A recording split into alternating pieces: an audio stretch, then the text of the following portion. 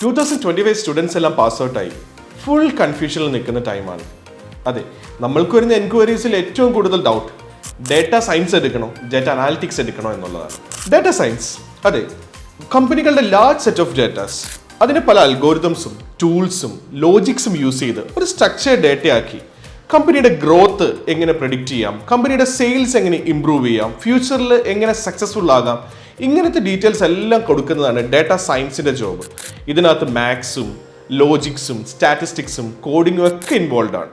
എന്നാൽ ഒരു data അനലിസ്റ്റിൻ്റെ job ഒരു ലാർജ് സെറ്റ് ഓഫ് ഡേറ്റ അതിനൊരു റിപ്പോർട്ട് ഫോർമാറ്റിലേക്ക് ആക്കുക. അതായത് കമ്പനീസിൻ്റെ ഡയറക്ടേഴ്സിനും അല്ലെങ്കിൽ അതിന് എൻഡ് യൂസറിന് മനസ്സിലാവുന്ന രീതിയിൽ പവർ BI പോലത്തെ ടൂൾസ് യൂസ് ചെയ്ത് ഒരു വിഷ്വൽ ട്രീറ്റ് കൊടുക്കുക. അതായത് ഡേറ്റ മനസ്സിലാക്കാൻ ഗ്രാഫിക്കൽ റെപ്രസെന്റേഷൻ കൊടുക്കുക. ഇതാണ് ഒരു ഡേറ്റ അനലിസ്റ്റിന്റെ ജോബ്. അതുകൊണ്ട് തന്നെ ഒരുപാട് കോഡിംഗ് സ്കിൽസോ മാത്തമാറ്റിക്കൽ സ്കിൽസോ ഡേറ്റ അനലിറ്റിക്സിന് വേണ്ട. ഒന്ന് സിമ്പിളാക്കി പറയുകയാണെങ്കിൽ ഡേറ്റ സയന്റിസ്റ്റ് ആണ് ഒരു അസ്ട്രോളജറെ പോലെയാണ്. നമ്മുടെ ഫ്യൂച്ചറും ഭാവി ഭൂതവും ഒക്കെ പ്രെഡിക്റ്റ് ചെയ്യുന്ന ഒരു അസ്ട്രോളജർ. ഡേറ്റ അനലിസ്റ്റ് എന്ന് പറയുന്ന ആൾ ഒരു റിപ്പോർട്ടറാണ്. നമ്മുടെ മുമ്പിലേക്ക് നമ്മുടെ ന്യൂസും കാര്യങ്ങളൊക്കെ കൊണ്ടുവരുന്ന ഒരു റിപ്പോർട്ടറിന്റെ ജോബ് പോലെയാണ്. അപ്പോൾ ഡേറ്റ സയൻസിനെ പറ്റിയും ഡേറ്റ അനലിറ്റിക്സിനെ പറ്റിയും കൂടുതൽ അറിയാൻ ഇവിടെ പലർക്കും താല്പര്യം കാണും. താഴെ കാണുന്ന നമ്പറിൽ വിളിച്ച് ഞങ്ങളുടെ കരിയർ കൗൺസിലറുമായി കണക്ട് ചെയ്യും.